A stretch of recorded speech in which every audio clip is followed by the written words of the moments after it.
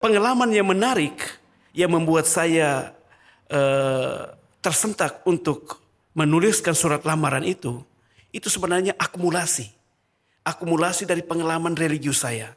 Ketika saya berjumpa di Kuba, pertama, ketika saya berkunjung ke rumah-rumah orang-orang sakit, rumah-rumah umat kita yang sakit, dan mereka minta minyak sakramen perminyakan orang sakit. Saya bilang, saya tidak punya wewenang. Nanti saya panggil para pastor, teman-teman saya yang nanti akan datang lagi kembali ke sini setelah saya pulang ke rumah, ke komunitas. Padahal jaraknya jauh. Jaraknya cukup jauh. Iya. Nah, waktu itu ketika panggil, kembali ke rumah, oh sudah tidak bernyawa, sudah meninggal. Di balik hal-hal biasa tersimpan makna yang terdalam. Mari kita simak. Jumpa lagi di BNB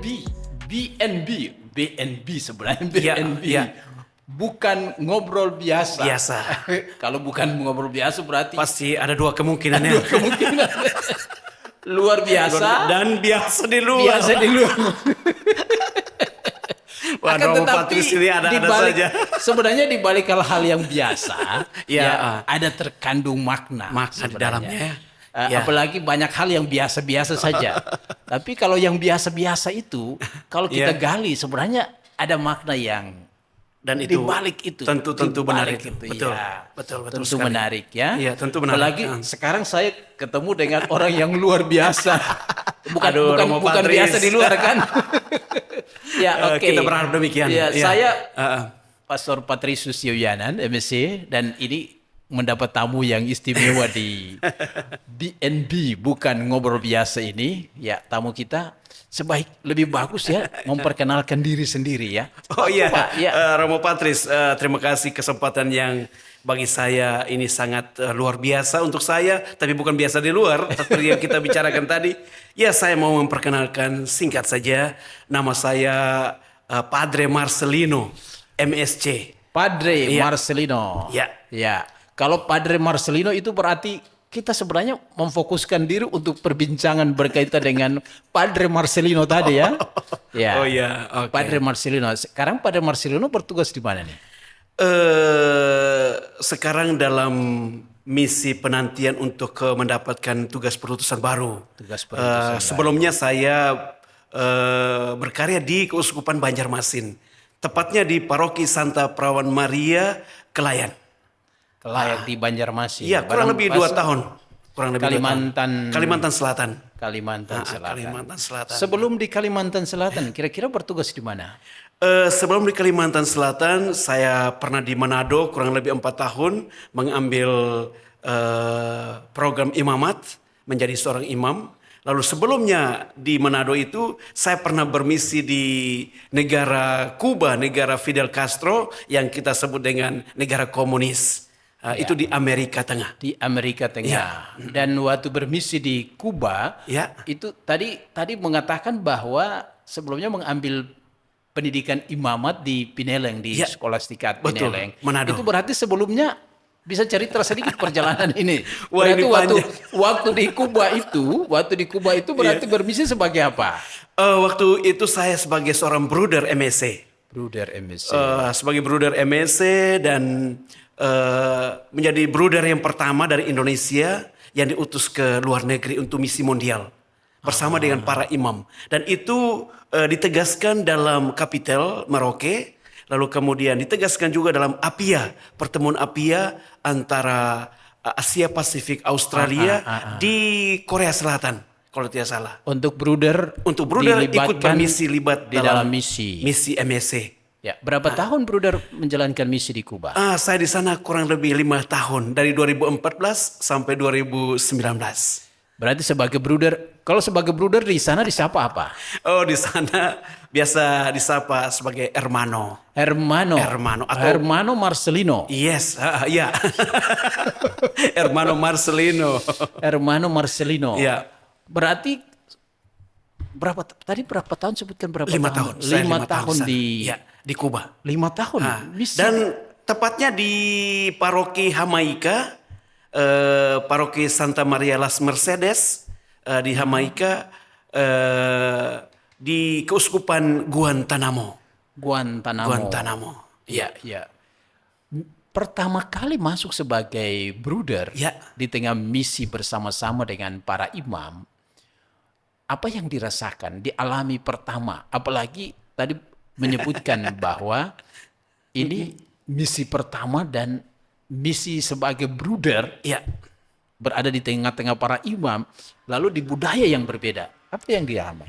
Romo Patris, saya kalau mengingat kembali pengalaman itu 5 tahun lalu ketika saya ditugaskan atau 5 tahun sebelumnya, karena Sebelumnya. sesudahnya itu ada 4 tahun lagi ya, Ya, imam, betul. program imamat itu ya. Ya, betul. Dan saya merasa bahwa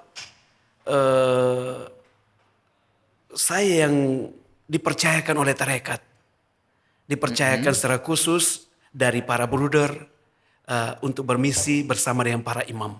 Karena kita adalah religius MSC. Jadi semangat atau cara berpikir itu membuat saya untuk berani melangkah, untuk berani bermisi bersama dengan para imam, rekan-rekan imam. Sehingga dalam segala kesulitan, dalam segala persoalan dalam misi itu, ya saya merasa kami selesaikan bersama sebagai seorang MSC yang tergabung di dalam tarekat satu dan sama. Itu pengalaman itu menjadi semacam yang menggerakkan roh saya untuk berani melangkah bermisi. Jadi seperti itu. Dalam komunio berarti misi yang dilakukan dalam komunio, dan dalam komunio itu ya bruder dengan pastor, bruder dengan imam itu satu kesatuan. Dan ada satu hal lagi yang bagi saya sangat penting, bahwa ini bisa mungkin karena pembinaan kita bersama-sama. Mulai masa pembinaan awal, teristimewa masa novisiat, itu yang membuat kita untuk sungguh-sungguh mengenal satu sama lain sebagai fraternitas. Sebagai konfrater ya, menyapa sebagai konfrater. Ya. Karena itu tidak terlalu sulit ya Tidak di terlalu dalam sulit menjalankan. untuk saya. Ya. Memang begitulah, tidak terlalu sulit menjalankan perutusan sebagai bruder dan pastor, apalagi dengan dalam spiritualitas hati kudus ya. Dalam pelaksanaan karya-karya pastoral, apa yang bisa dilakukan oleh seorang bruder di tempat pastoral, terutama di Kuba pada masa itu? Ya, bagus sekali. Dan saya sebelum saya diutus, saya memang sudah mempunyai bekal pengetahuan yang cukup yang diberikan oleh tarekat, yaitu saya menjadi seorang katekis. Dulu saya belajar di Universitas Sanata Dharma di kampus 5. Kita merger dengan Sanata Dharma. Kalau dulu namanya STK, Sekolah Filsafat Kateketik di Kota Baru, yang diubah menjadi nama IPAK, Ilmu Pendidikan Kekhususan Pendidikan Agama Katolik. Jadi saya mendalami khusus secara khususnya sebagai seorang katekis.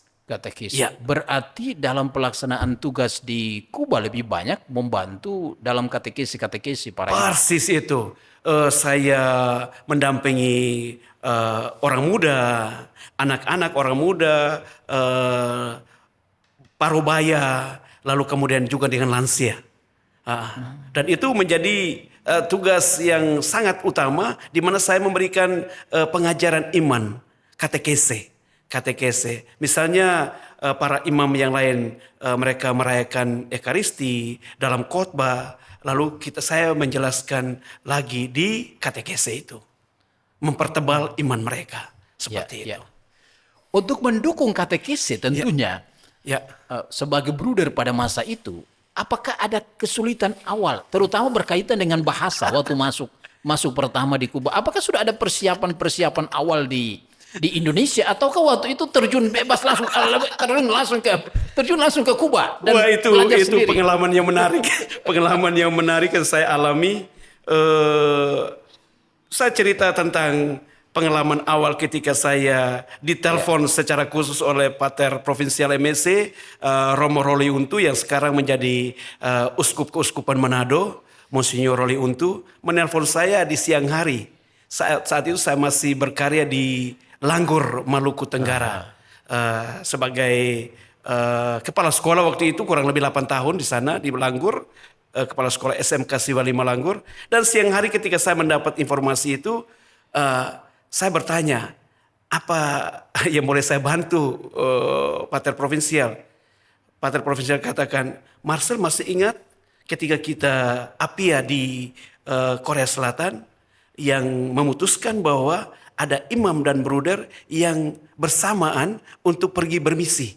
Nah sekarang Marcel dalam rapat kapitel itu diutus untuk bermisi ke salah satu negara. Lalu waktu saya langsung bertanya, ke negara mana Pater? Lalu beliau katakan, ke negara Kuba. Oh saya waktu itu kan pikir Kuba ada di mana? Dibayangkan seakan-akan itu dekat dengan Timur, dekat dengan Flores. itu pengalaman waktu itu.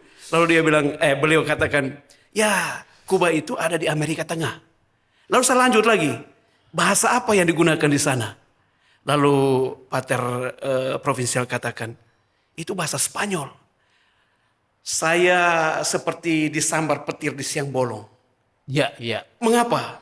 Ada ketakutan, kecemasan saat itu mendengar bahwa ada bahasa digunakan bahasa Spanyol. Ini nol besar bahasa Spanyol. Tidak pernah saya tahu bahasanya seperti apa. Tapi saya berenung sejenak. Lalu saya bertanya lagi, apakah tidak menggunakan bahasa Inggris? Oh tidak. Sempat ditanyakan ya? Iya saya sempat. Oh tidak. Lalu, aduh Pater ini agak sulit untuk saya. Tidak lama kemudian Pater langsung mengatakan, Marcel, ya atau tidak? Harus diputuskan saat ini. Dalam waktu singkat ya harus diputuskan. Dalam waktu singkat. Lalu karena saya lama tidak menjawab 2 menit, lalu beliau katakan, Marcel, ingat bahwa misionaris Belanda ketika datang ke Indonesia, apakah mereka terlebih dahulu belajar bahasa Indonesia? Pertanyaan itu. Itu yang membuat saya, saya membuka pikiran, membuka mata dan bahkan spirit saya. Lalu dengan sigap saya katakan, Pater Provinsial, saya siap. Kapan saya tinggalkan Langgur? Luar biasa. Jadi seperti itu. Luar biasa. Langsung bertanya kapan saya bisa tinggalkan Langgur ya? Ya. Lalu reaksi dari teman-teman yang ada di Langgur pada masa itu. Oh ya. Saya ingin tahu dulu reaksi dari sebelum kita ke pertanyaan tentang bahasa tadi. Reaksi teman-teman di Langgur pada masa itu. Teristimewa teman-teman komunitas. Ketika saya memberikan informasi kepada mereka bahwa saya mendapat telepon, informasi dari provinsial bahwa saya akan pindah. Mereka katakan, ya secepat itu ya. Meskipun kamu sudah lama tapi kita merasa kita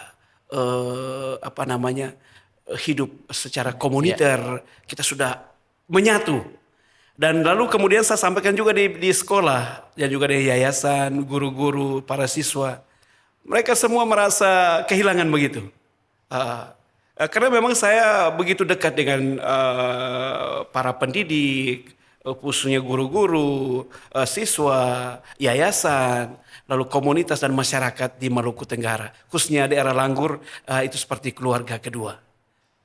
Romo Patris. Langgur, Bapak Uskup Sol mengatakan Langgur yang mulia. Langgur yang mulia. Apalagi di tengah Langgur yang mulia ini, mengalami sendiri bagaimana sukacita kegembiraan melayani di sana. Dan pada saat itu harus keluar dari Langgur yang mulia ini ya.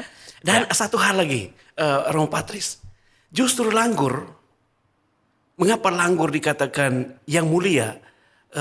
Dari Langgur untuk Indonesia, dari Langgur untuk dunia. Dan itu bagi saya luar biasa. Misi perutusan ini tidak terlepas dari sejarah yang telah terukir dalam tarekat kita MSC. Karena Langgur pertama kali MSC masuk di Indonesia 1903 kalau tidak salah. 1903. Ya. Dan saya belajar banyak tentang sejarahnya, tentang para imam dan bruder yang berkarya di sana. Bagaimana spirit semangat mereka untuk menghadirkan hati kudus Yesus. Apalagi ada kemartiran di sana ya. Persis. Monsinyur Yohanes Ars MSc dan para pastor, para bruder ya. Kita kembali lagi. Bagaimana langkah-langkah awal, terutama untuk persiapan belajar bahasa ini? Tadi kembali lagi pertanyaan saya, belajar bahasa ini. Iya, setelah mendapat informasi itu, saya katakan kapan saya tinggalkan Langgur, kemudian beliau mengatakan begini, Marcel selesaikan dulu urusan administrasi, perpindahan, pengalian tugas kepada yayasan dan juga kepala sekolah yang baru. Lalu secepatnya ke Jakarta. Karena waktu tiketnya untuk pergi ke Kuba itu sudah ada.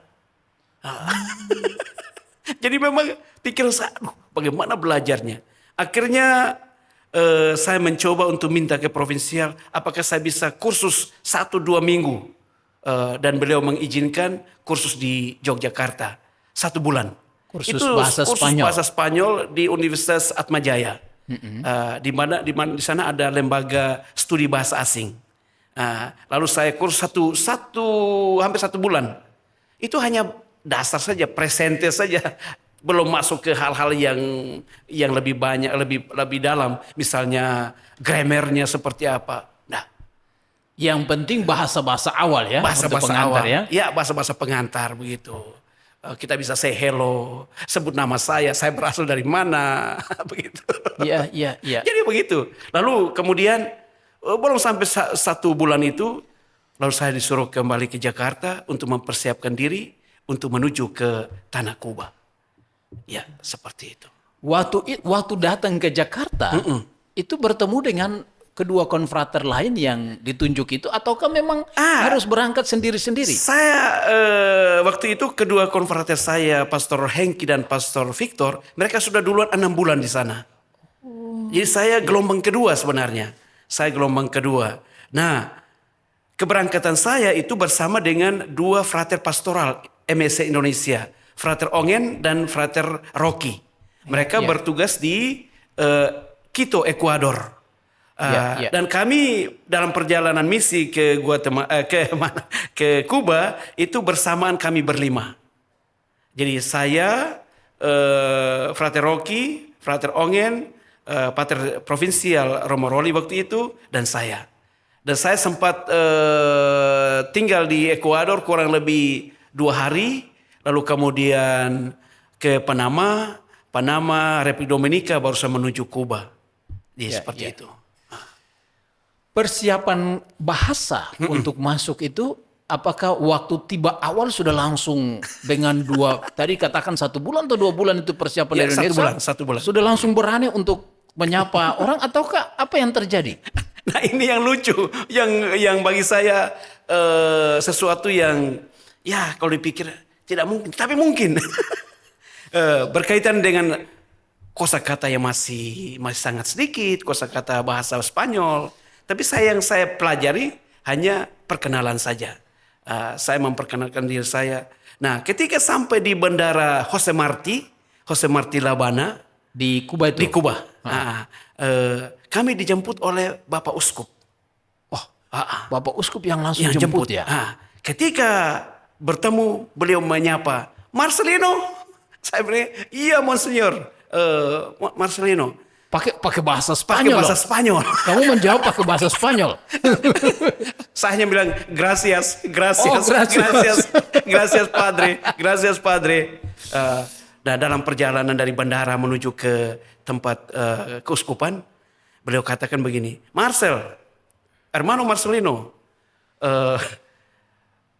karena kamu belum begitu lancar berbahasa Spanyol, saya sarankan 3 kata saja yang kamu harus hafal. Apa tuh? Apa 3 kata itu? Itu hambre itu lapar. Lapar. Lalu sed itu haus.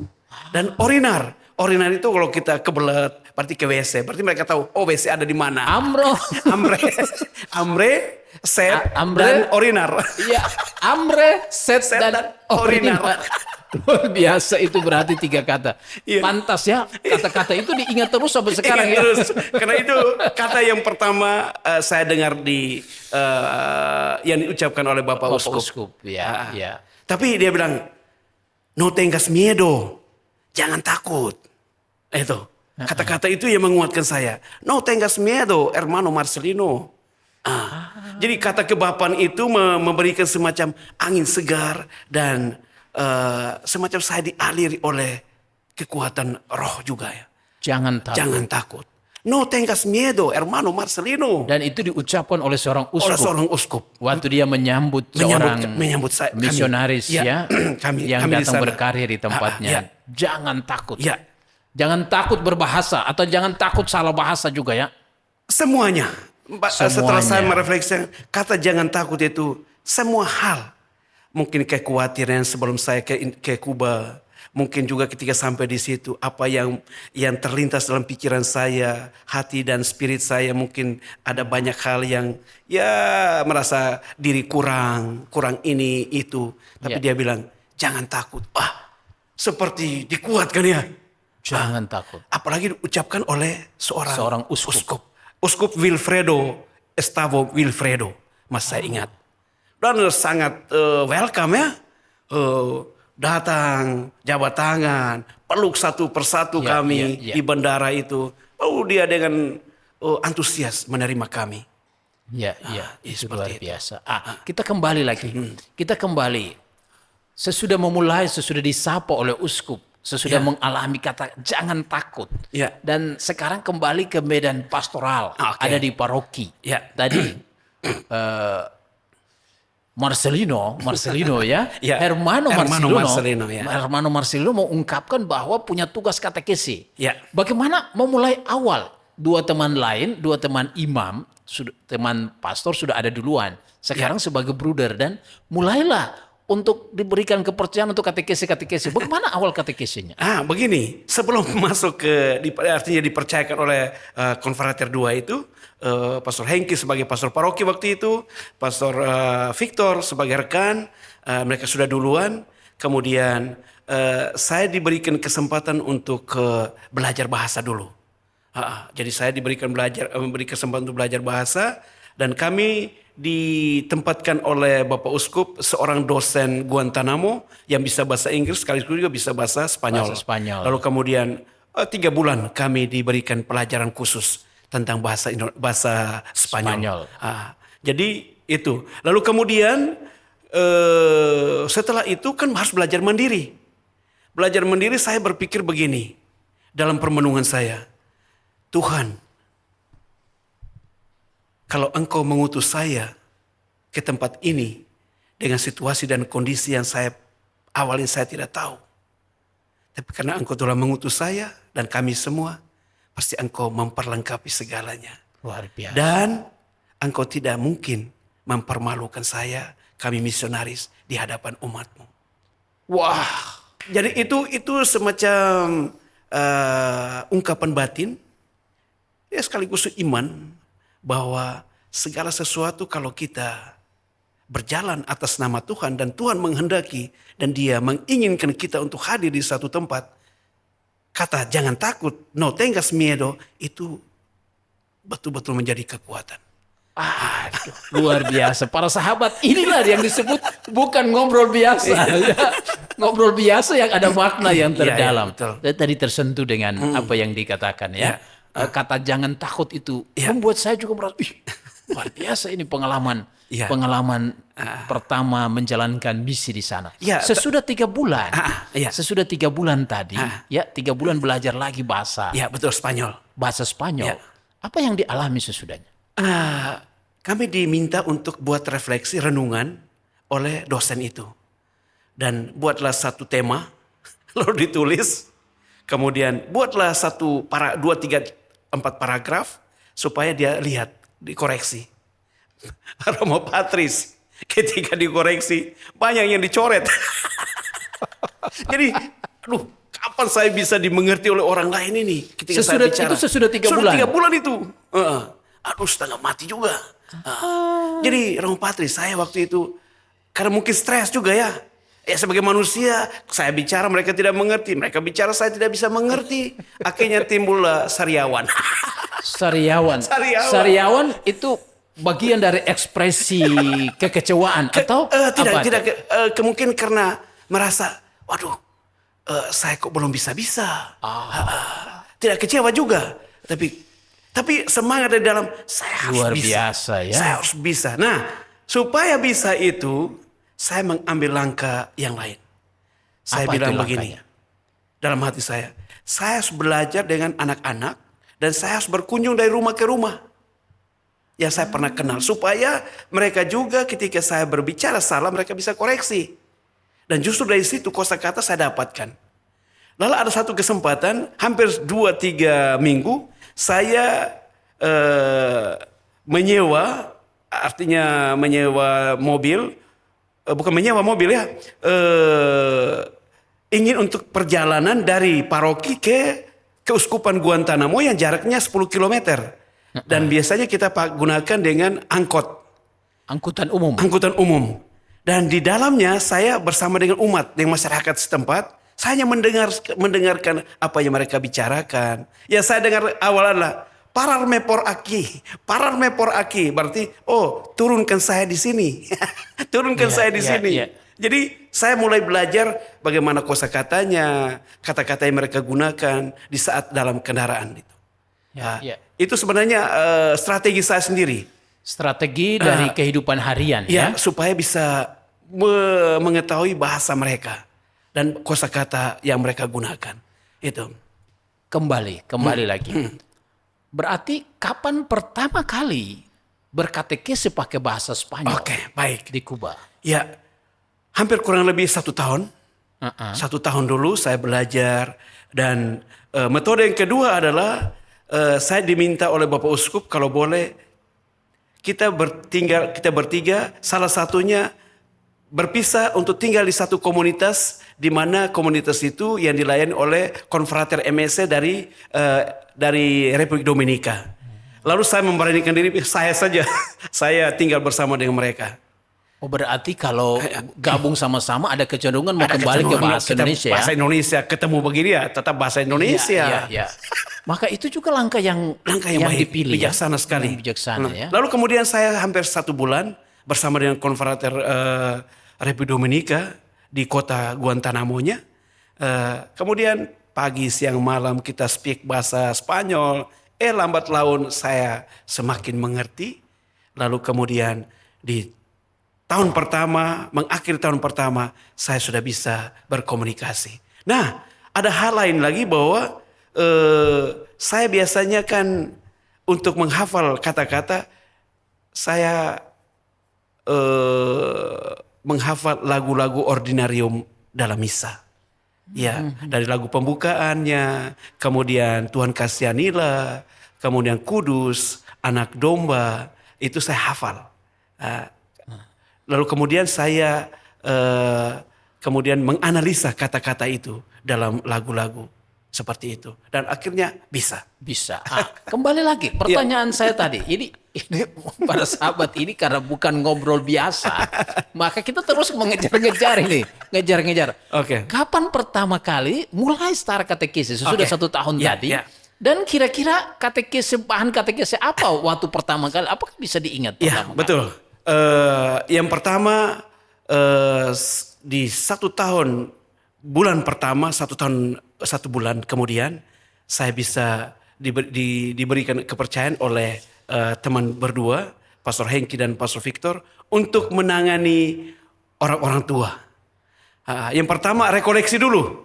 Rekoleksi orang tua. Saya membawa orang tua ke satu gunung, satu waduk, kita rekoleksi alam.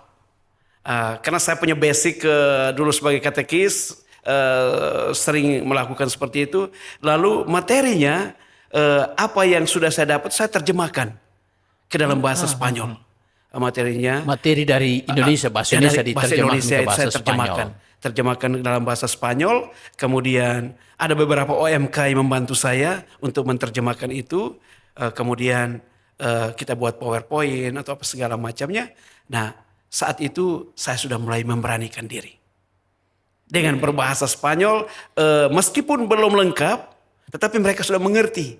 Dan kalaupun mereka bicara dalam pertanyaan saya dan mereka menjawab pertanyaan-pertanyaan refleksi itu, saya memahami dan saya mengerti. Ini sudah mulai interaktif di antara kami. Itu pertama kali. Lalu kemudian yang kedua, katekese di wilayah paroki, di kampung-kampung, di stasi-stasi. Karena saya terus terang saya kan bisa gitar, bisa main gitar. Lalu lagu-lagu itu saya bawakan versi Spanyol, versi Kuba. Kan makanya saya hafal lagu-lagu itu. Lagu-lagu versi Makanya ya versi bahasa Indonesia diterjemahkan ke bahasa Kuba ada juga. hanya engkau yang dipilih Allah Bapa di surga. Diterjemahkan ke bahasa Kuba, bahasa Spanyol. Tidak itu hanya saya sampaikan saja artinya seperti ini. Tetapi lagunya tetap lagu Indonesia. Hanya mereka ketika sampai di selama-lamanya mereka ketawa terbahak-bahak. Kenapa tertawa itu? Karena kalau kita lihat dalam bahasa Spanyol itu bahasanya kurang bagus. Selama-lamanya tidak bagus. Ya. Tetapi akhirnya saya terangkan bahwa ini por los siglos hasta por los siglos, selama-lamanya. Maksudnya sampai selama-lamanya. Baru mereka, oh artinya begitu. Berarti sebentar Hermano Marcelino bisa menyanyikan satu lagu dalam bahasa Kuba ini. Dan bahasa Spanyol, terutama lagu Kuba. Dan itu lagu itu yang saya hafal selain dalam live kita kemarin, saya pernah menyanyikan tentang Guantanamera. Lagu yang kedua adalah yang berversi rohani, yaitu Yo Tengo de Nuevo Amor. Itu yang saya hafal. Iya, itu dihafal ya? Dihafal. Wah, berarti apakah mau nyanyikan sekarang ini? Seperti sudah harus mau nyanyikan sekarang ya, sebelum kita melanjutkan. Tetapi kita masih meninggalkan pertanyaan tadi. Kita masih akan kejar seputar bahasa ya. Bahasa dalam katekese. Dan mungkin kita dengarkan dulu lagu itu. Oke, baik. Sebelum dengar lagu itu, minum dulu, minum. Minum apa nih? Minum. Ini ada kopi. Saya minum teh. Oh, gitu. Saya minum teh. Tentu saja ya misionaris itu kan tidak selamanya seragam ya, dalam arti tertentu masing-masing punya hobi sendiri-sendiri ya. Dan saya sudah buat tadi teh kopinya. Sudah agak dingin tapi saya sudah buat.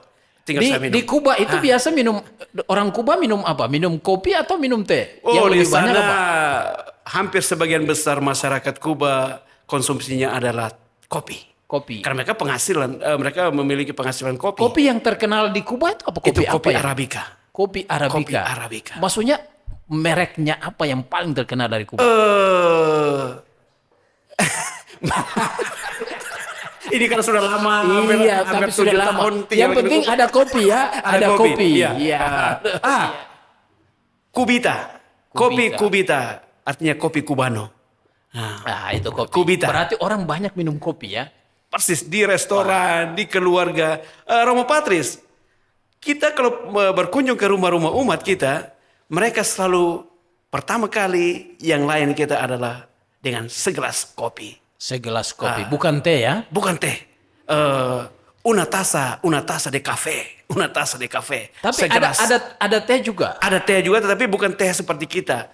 Mereka teh diambil dari teh tumbuhan yang aromanya seperti teh, tapi bukan teh. Tahu sendiri orang Kuba sangat dekat dengan alam, sangat dekat dengan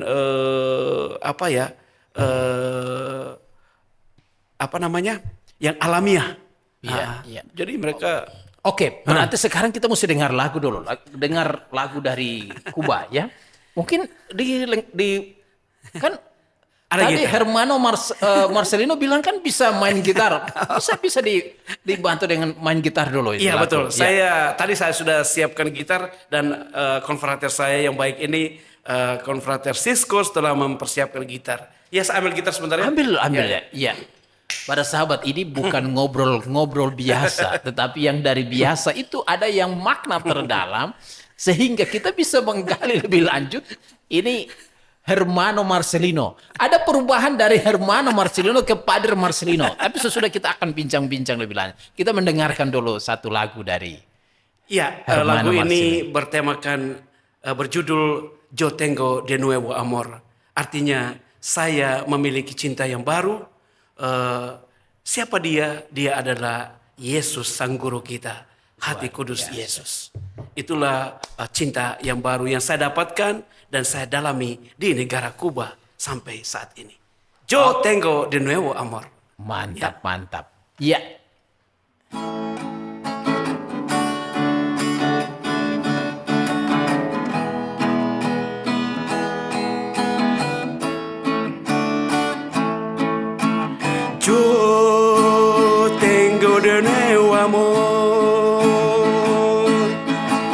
el corazón me late sin parar.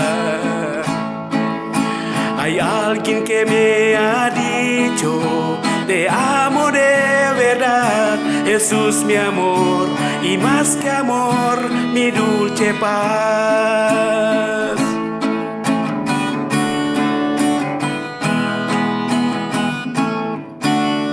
Yo tengo de nuevo amor, jamás imaginé poderlo hallar. Aquel que le dio mi vida una razón para amar, Jesús mi amor, y más que amor, mi dulce paz. Siento que tengo ganas de volar al firmamento, quitar al mundo entero lo que estoy sintiendo, que ya no es dulce amor, Jesús es toda mi verdad, y nunca yo me cansaré de repetir hasta el final que ahora yo tengo de nuevo amor. El corazón me late sin parar. Hay uno que me ha dicho, te amo de verdad, Jesús mi amor, y más que amor, mi dulce paz. Yeah, yeah, yeah. Jesús mi amor, y más que amor, mi dulce paz. Yeah, yeah, yeah. Jesús mi amor, y más que amor, mi dulce paz. Luar biasa. Memang sudah dilengkapi dengan kemampuan main gitar, apalagi dia seorang katekis, ya, dan punya hati untuk khotbah, dan apalagi kemampuan juga untuk kerja dalam komunio bersama dengan para imam. Itu mau mengungkapkan bahwa di balik hal-hal biasa ini mengandung makna yang luar biasa. Luar biasa Hermano. Terima kasih Marcelino, dan ini sesuatu yang sungguh luar biasa. Kita kembali lagi. Bahasa digunakan dalam katekisi, terutama menggunakan bahasa setempat, bahasa Spanyol, agar masyarakat lebih memahami. Dan kita adalah misionaris yang masuk di situ, maka mesti menyesuaikan bahasa sebagai pintu masuk. Betul. Ya, pintu masuk. Ya. Kira-kira dalam katekisi, ya tadi bahasa sudah lancar. Apa tantangan terutama yang dijumpai? Apakah karena alamnya, medan pastoralnya, ataukah ada tantangan-tantangan dalam menjalankan pastoral di Kuba? Ya baik, tantangan yang paling terbesar adalah tidak semua orang Kuba berimankan Katolik. Ya, ya. Teristimewa di paroki itu hampir sebagian besar adalah orang-orang tua yang usianya 50-an ke atas. Tetapi anak-anak muda itu seringkali jauh dari gereja. Dan itu menjadi tantangan utama. Pun juga kalau kita berbicara bahasa Spanyol, ya bahasa yang sederhana. Yang bisa dimengerti oleh orang-orang tua. Karena memang di satu sisi mereka adalah produk dari zaman penjajahan dulu. Oleh Amerika ya. Jadi seperti itu. Dan mereka punya background yang variatif. Kan di situ kan tidak hanya orang berkulit putih, tetapi ada yang kulit hitam, khususnya dari Afrika. Sehingga memang kadangkala budaya-budaya Afrika itu masih digunakan di paroki kita. Sehingga jadi itu percampuran. Ya, percampuran ya, berarti budaya. itu jadi tantangan. Lebih banyak orang-orang tua. Ya, orang-orang tua. Orang-orang muda kira-kira. Nah, orang-orang muda ini bagaimana cara kita untuk mendekatkan diri mereka ke gereja? kami bertiga bersepakat kunjungan keluarga itu lebih difokuskan Kepada orang-orang muda. kepada orang-orang muda. Kita berjumpa dengan papi dan maminya dulu. Kalau kita bisa menyentuh papi dan orang tua mereka, maka secara otoritatis orang tua bisa mengarahkan anaknya.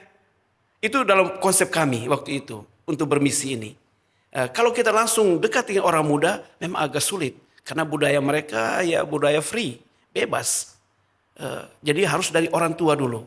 Kita masuk dari rumah ke rumah, bicara, say hello, dan mereka welcome ketika kita datang ke rumah itu. Dan mereka melayani kita dengan makan, minum, apa adanya. Dan bahkan dari depan rumah sampai di belakang rumah, mereka tunjukkan semua, oh ini apa namanya ternak kambing, ternak sapi, ayam. Nanti kalau dibutuhkan telurnya bisa ambil di sini. Atau nanti kami yang bawa ke pastoran. Lihat, hati mereka terbuka untuk kami, para misionaris. Itu diberikan, Dipersembahkan. kepada tanpa dibayar. Itu yang hebatnya. Lalu kemudian ketika kita menyentuh hati orang tua, nah anak-anak ketika datang, mereka akan cerita, tadi Pak Hermano Marcelino, Padre Victor dan Padre Hengki, mereka sudah ke rumah kita. Minggu depan masuk gereja. Atau ikut kegiatan-kegiatan gereja. Karena mereka sudah datang ke rumah kita. Iya, berarti kunjungan rumah, kunjungan keluarga itu ada manfaat, ada dampak. Iya, betul. Ya? Dan pastoral kunjungan keluarga itu tersebar ke seantero keuskupan. Ketika kami rapat pastores untuk seluruh pastores di wilayah keuskupan Guantanamo, karena informasi dari umat itu kan sudah sampai di telinga Bapak Uskup. Lalu ketika dalam rapat itu Bapak Uskup katakan begini, para pastor semua, pastoral kalian harus ikut Misioneros de los Indonesia. Oh, harus ikut dari Indonesia. Iya, dari Indonesia. Berarti dari misionaris Indonesia yang menciptakan tradisi untuk kunjungan keluarga. Untuk kunjungan keluarga. Sebelumnya kurang mendapat perhatiannya. Bukan kurang, tapi memang tidak. Tidak, kunjungan. Jadi saya tuh bersyukur bahwa kita dibina di Indonesia sebagai MSC muda dengan tata cara yang memang ketika kita bermisi tidak keliru dan bahkan pas dengan situasinya. Artinya pastoral keluarga itu Pastoral keluarga. sangat penting. Apakah kondisi geografis? Oke. Karena pertanyaan saya kembali, Ya. Kalau kunjungan keluarga kan tidak selamanya keluarga dekat-dekat. Ya, betul. Apakah ada yang jauh di tempat yang jauh, stasi yang jauh di Indonesia kan ada disebut stasi. Ya, di sana kira-kira reksa pastoral yang model bagaimana? Baik, Romo Patris, kami dipercayakan oleh Uskup Guantanamo untuk menangani paroki Maria Las Mercedes Jamaica dengan luas wilayah yang cukup luas, di mana terdapat awalnya 39 stasi. 39 stasi dengan jarak terjauh yaitu 6 jam. 6 jam perjalanan dari pusat paroki menuju ke stasi itu. Bayangkan. Tetapi medannya, topografinya itu berbukit. Meskipun tidak ada gunung, tapi berbukit dan banyak tikungan-tikungan tajam untuk sampai ke stasi-stasi itu. Dan itu kita paling tidak membutuhkan waktu dan juga kita pergi ke sana itu kan harus dengan mobil. Dan berarti ada orang di sana katakan gasolin, bensin. Itu harus kita siapkan. Kita siapkan. Dan itu bensin gampang didapat. Wah, sulit sekali didapat. Karena setiap orang ada standarnya. 1 bulan kamu harus pakai berapa liter. Tidak boleh melebihi yang distandarkan oleh pemerintah. Maka seringkali karena ada standar itu, seringkali kami tidak bisa melaksanakan katekese sesuai dengan jadwal. Karena bensinnya dibatasi. Jarak yang terjauh dari pusat paroki itu 6 jam. 6 jam. 6 jam. Itu ditempuh juga dengan perjalanan darat. Iya, semuanya perjalanan darat. Semuanya perjalanan Berarti darat. Kuba itu daerah yang lebih banyak daratan, Daratan. bukan betul. lautannya. Bukan, dia satu pulau. Dia Satu seluas sama seperti Pulau Jawa ini. Dengan populasi penduduknya kurang lebih 13 juta. 13 juta. 13 juta, lalu kemudian ada 13 keuskupan. 13 keuskupan di Kuba. Ya, di Kuba. 13 keuskupan, kalau dipresentasikan umat Katolik dari ke-13 keuskupan itu jumlah seluruhnya ya paling tidak 6 jutaan. Ya. 5 atau 6 juta, Iya. tidak terlalu banyak. Berarti tantangan yang Iya. itu tadi untuk ke transportasi terutama Ya. penyediaan sarana prasarana ya. Iya. Terutama tadi kan bensin Bensin. yang terbatas ya. Nah ini itu satu tantangan yang luar biasa bahwa semua biaya akomodasi, makan minum kita di paroki selama saya berada di sana, bahkan sampai saat ini itu ditanggung oleh Provinsi Indonesia. Ditanggung oleh Indonesia. Semua. Jadi harus disupport dari Dari negara yang Indonesia. mengirim misionaris ini. Iya. Ya. Jadi kita semua dari living cost, biaya tentang kegiatan-kegiatan pastoral di paroki itu, dari yang terkecil dari rumah tangga sampai menuju ke stasi-stasi, itu semua ditanggung oleh MSC Indonesia. Maka betapa Berarti berat. terima kasih banyak untuk pimpinan MSC Indonesia ya. Sudah menerima tawaran dari general untuk kita ambil bagian dalam misi mondial ini. Ya, berarti juga terima kasih untuk para sahabat ya, Para sahabat mitra-mitra donatur. kita yang Ya. mendukung kita. Ya. Ya, mungkin ada yang bisa mengunjungi acara ini. Ya, Betul, betul. Hermano Marcelino bisa ucapkan terima kasih. Ada banyak yang terlibat juga dalam misi ini, awam-awam kita. Ya. Dan Romo Patris, saya harus menyampaikan banyak-banyak beribu-ribu terima kasih kepada para donatur benefaktores umat kita yang ada di Indonesia. Entah yang kita kenal ataupun tidak kenal, dengan cara mereka masing-masing mensupport misi mondial ini, misi Kuba. Pun juga dengan para konfrater kita yang berkarya di paroki-paroki yang ada di Indonesia. Ya, ya. Semacam kita ada satu hati, one heart untuk misi ini.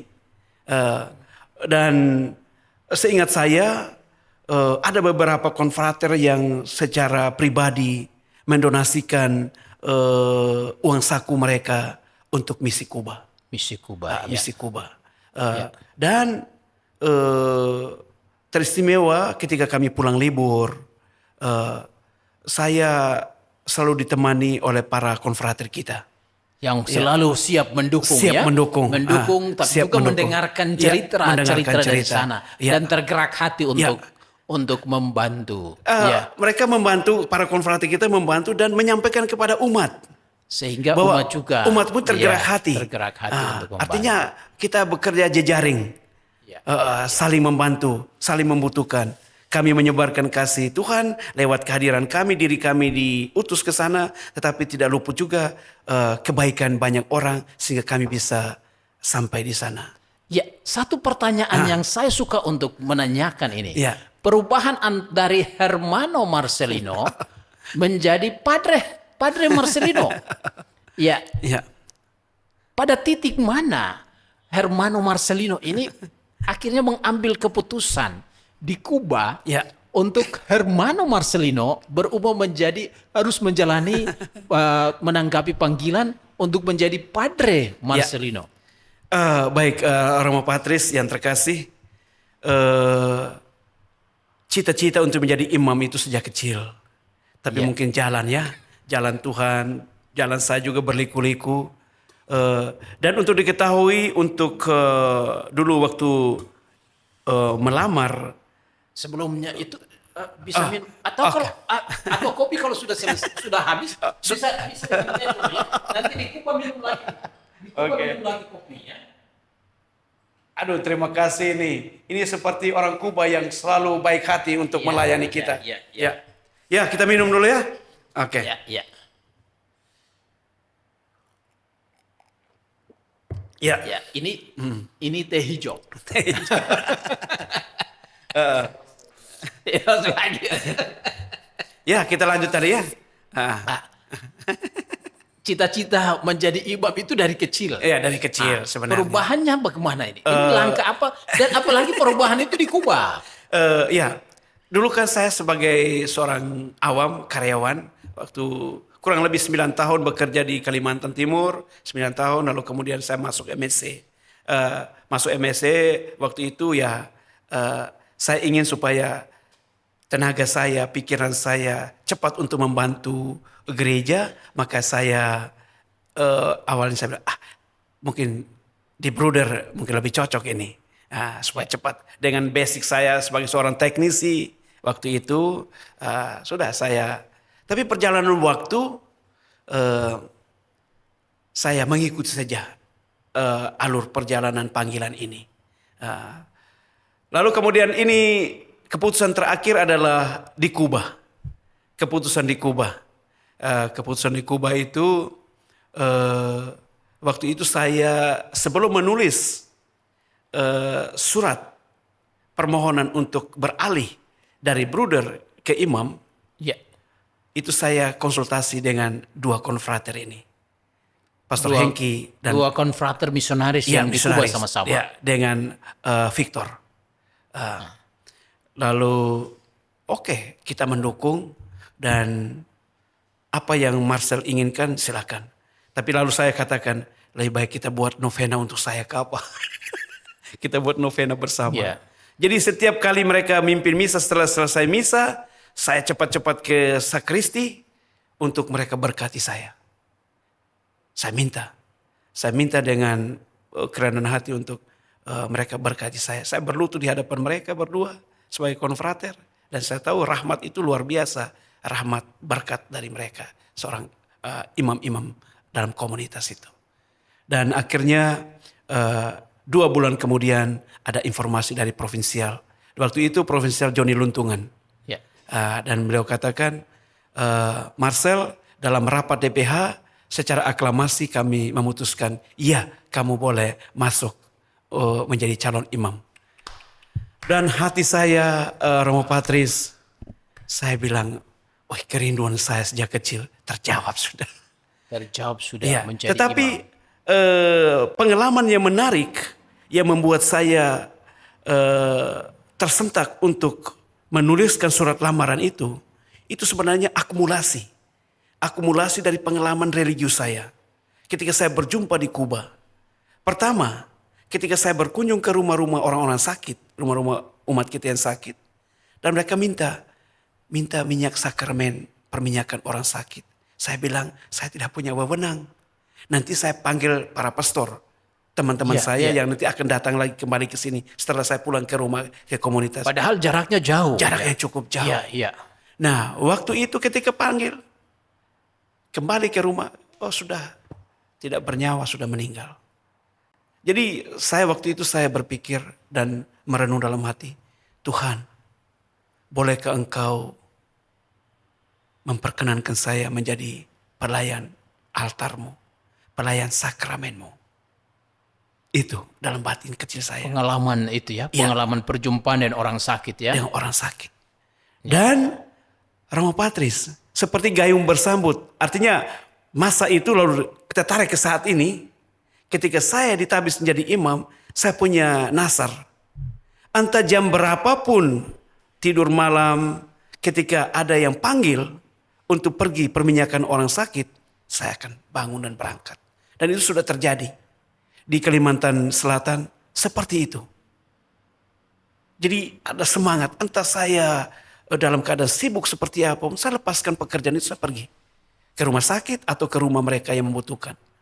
Itu. Berarti sungguh luar biasa ya keputusan dari pimpinan MSC mengabulkan. Dan kita percaya bahwa itu juga karya Roh Kudus Tuhan. ya. Karya Tuhan. Karya Roh Kudus. Ya.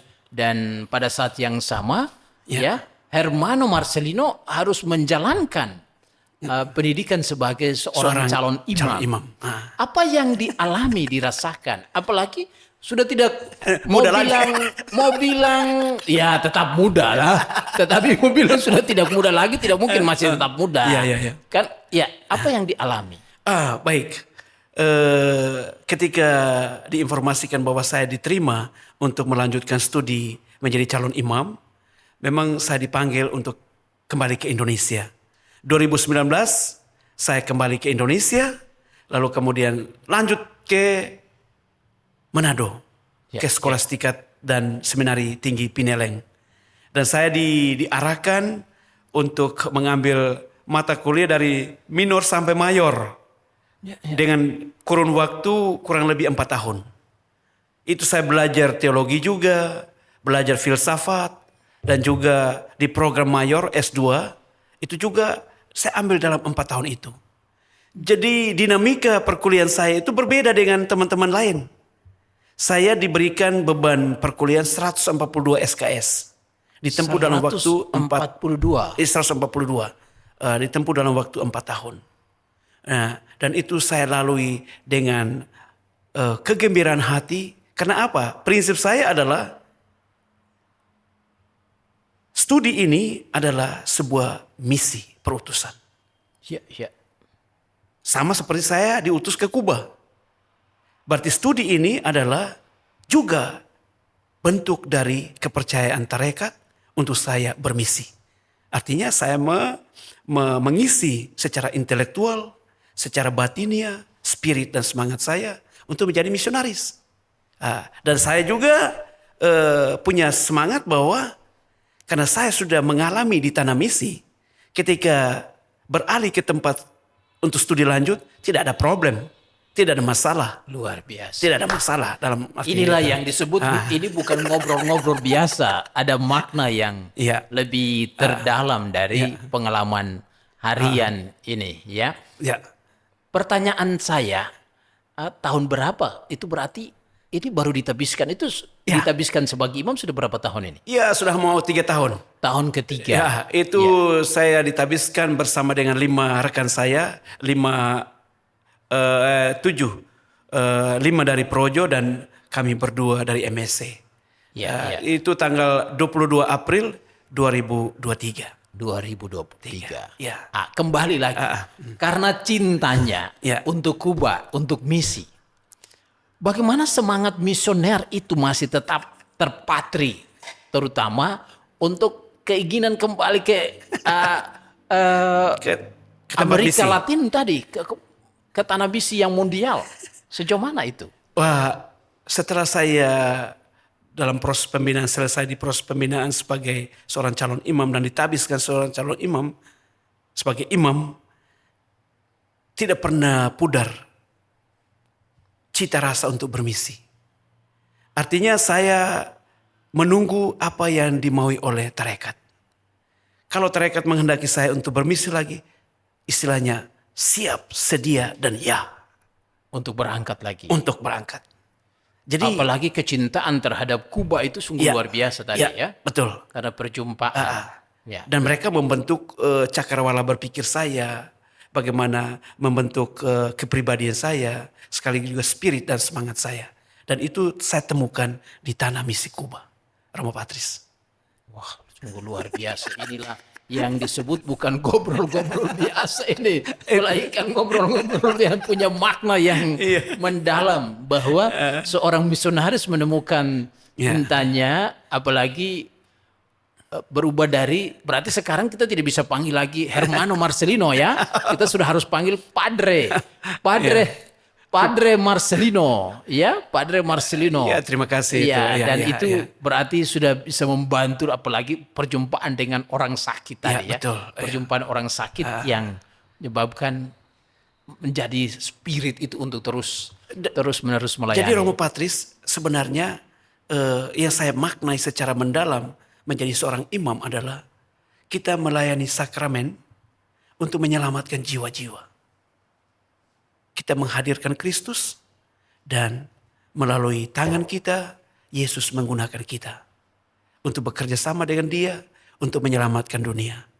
Dan saya bersyukur bahwa saya masuk dalam tarekat religius misionaris hati kudus Yesus yang berspiritualitaskan hati kudus. Sentra dari seluruh kehidupan kita, yaitu Yesus sendiri. Dan itu luar biasa bagi saya. Maka saya kemana-mana selalu enjoy. Dalam situasi apapun saya terima Dan saya sadar bahwa melalui dia saya tidak pernah dikecewakan. Dalam semangat spiritualitas hati kudus ya. Hati kudus Yesus. Luar biasa. Dan Bunda Hati Kudus. Bunda Jangan lupa Hati itu Bunda Kudus. Hati Kudus. Ya. Ya. Satu hal yang bisa jadi pertanyaan saya. Ya. Ya, sesudah menjalani ini tahun ini sebagai biarawan sudah berapa tahun ini?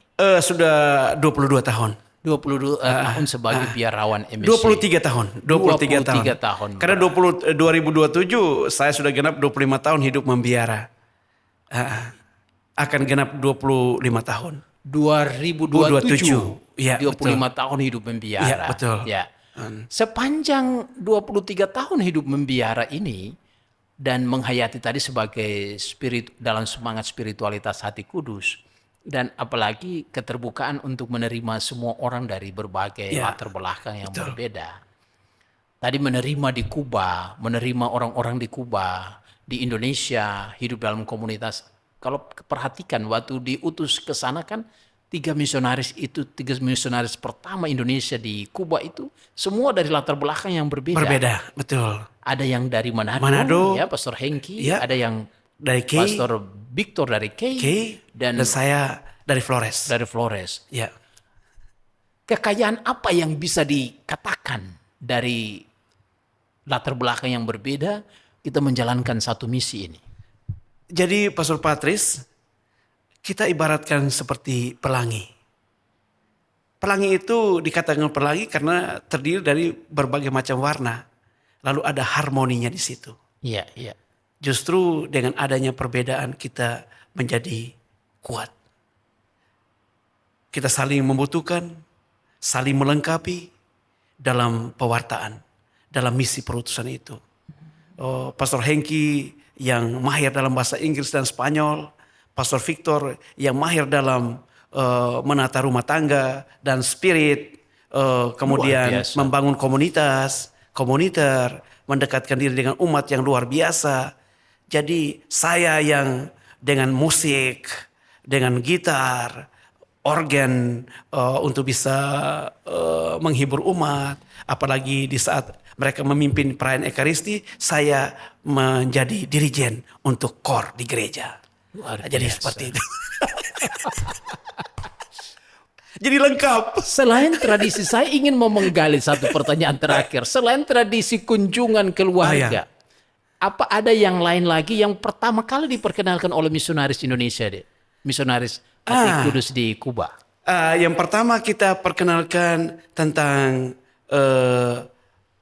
MAPA. MAPA itu peta Indonesia. Kami memperlihatkan kepada mereka bahwa negara kami itu luas. Dan mereka katakan, memang benar secara geografi, dalam ilmu geografi dikatakan Indonesia adalah negara kepulauan terbesar dunia. Dan mereka tahu.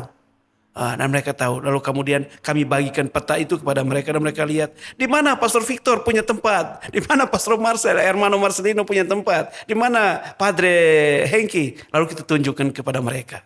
Dia bilang luas sekali. Lalu kemudian kita mengajak mereka untuk memperkenalkan lagu yang menghormati Bunda Maria.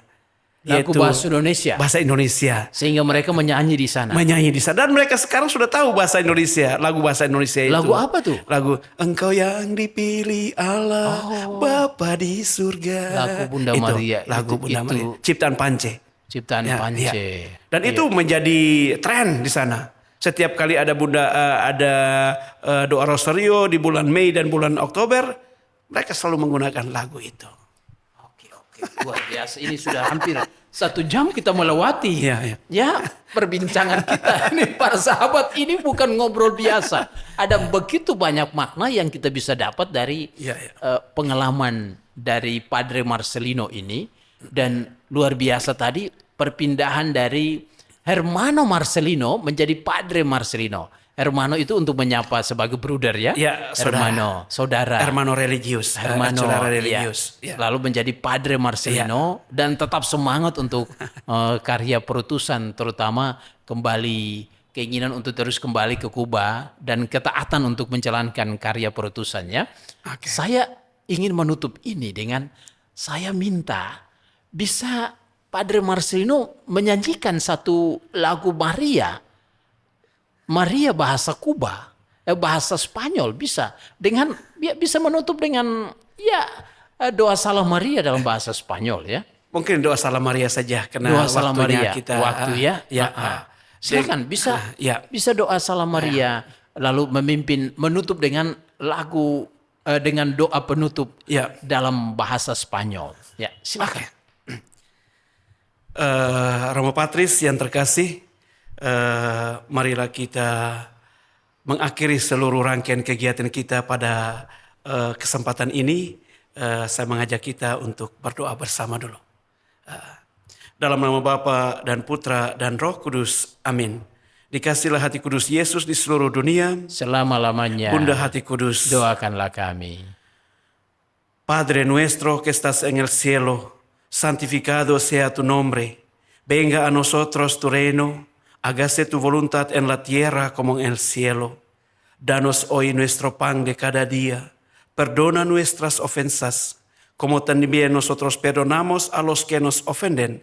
No nos dejes caer en la tentación y líbranos del mal. Amén. Dios te salve María, llena eres de gracia.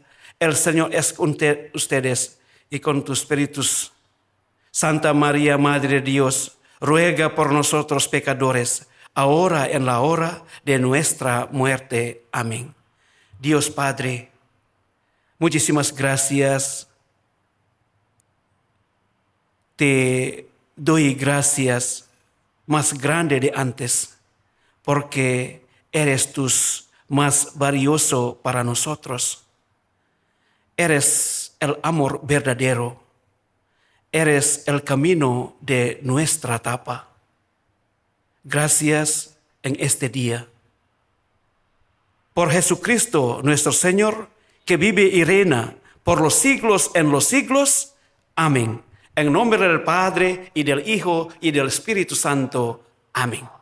Amin. Luar biasa. Para sahabat, ini menarik. Ya, ngobrol bukan ngobrol biasa. Dan itu berarti di balik yang biasa-biasa, kita bisa mendapat makna yang terdalam. Dan disitulah kita sebenarnya mencari makna. Makna kehidupan kita jangan kita pikirkan hal-hal yang jauh yang tidak bisa kita jangkau. Melainkan di tengah hal-hal yang biasa, kita bisa mencari makna, apalagi makna untuk pembelajaran bagi kita, dan makna juga bagi kehidupan sesama kita, terutama juga dalam tugas pelayanan. Para sahabat, sukses untuk Anda. Kita akan berjumpa lagi di episode-episode berikutnya. Terima kasih. Oke. Para sahabat, ternyata hal-hal biasa itu punya makna untuk saya dan untuk Anda. Saya pastikan Anda juga punya.